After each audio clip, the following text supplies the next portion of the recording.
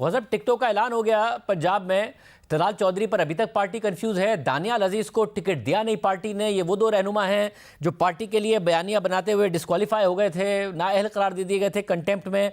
इसके अलावा गुलाम सरवर के लिए जगह खाली छोड़ दी है, जो कि इतलात आ रही हैं। ये वो गुलाम सरवर हैं जो क्या क्या नहीं कहते थे नवाज शरीफ साहब को।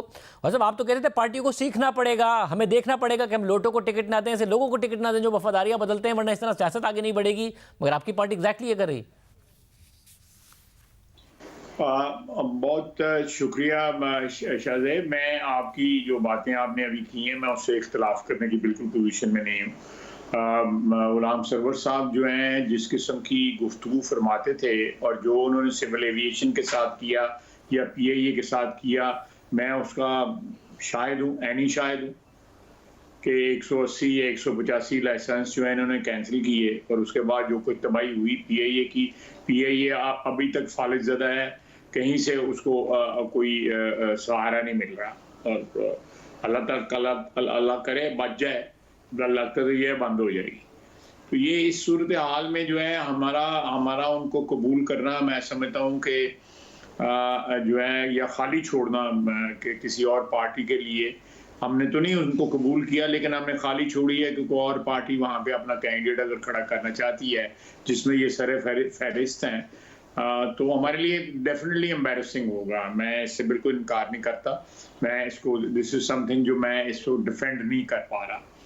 जहाँ तक तलाल चौधरी ने बिल्कुल फ्रंट लाइन के ऊपर जो है जिन दिनों में हमारी पार्टी पे जो है वो हमला हो रहा था, अंडर अटैक थी, उन्होंने डिफेंड किया। दानियाल अजीज साहब ने भी डिफेंड किया। मैं समझता हूँ कि ज्यादतियाँ ज़रूर होती हैं हर इलेक्शन में, किसी ना किसी वफादार जो है वर्कर के साथ जो है किसी मजबूरी के तहत जो है, या हल्के की मजबूरी के तहत जो है, या इलेक्टेबिलिटी की मजबूरी के तहत जो है जो हो जाती है जाती। ये कोई नई बात नहीं है। मैं तकरीबन सारे इलेक्शंस पे इस किस्म के 2, 4, 5, 6 वाक़यात होते हैं, जिसका अफसोस होता है। लेकिन मैं एक बात ज़रूर कहूँगा कि पार्टी की रफ़ाकत जो है उसका एक अपना तकद्दुस होता है।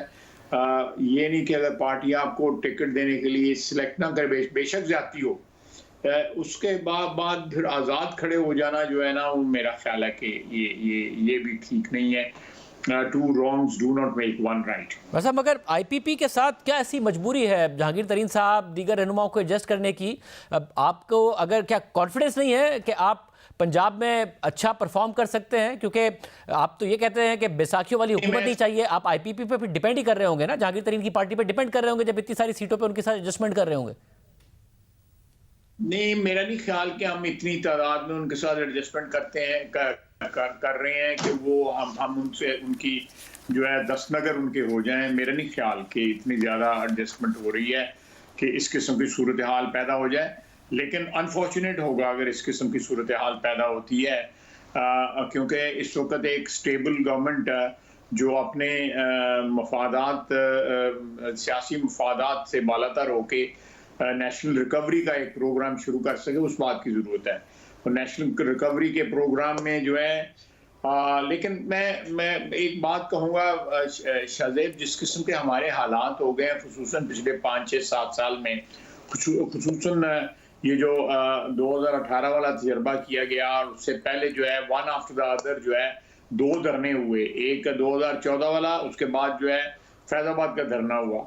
उसने हमारा इतना मुज़मिल कर दिया हुआ है हमारे पॉलिटिकल सिस्टम को कि इस किस्म की बातें जो है ना आपको नजर आएंगी और बड़ी ग्लेयरिंगली नजर आएंगी।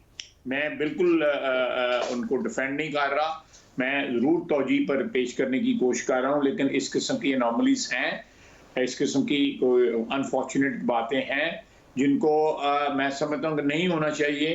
क्योंकि बाद में जो है, हम पंजाबी में कहते हैं कि बाज़ गिरें ऐसी होती हैं जो वह हाथ से बांधते हैं और बाद में दांतों से उनको खोलना पड़ता है।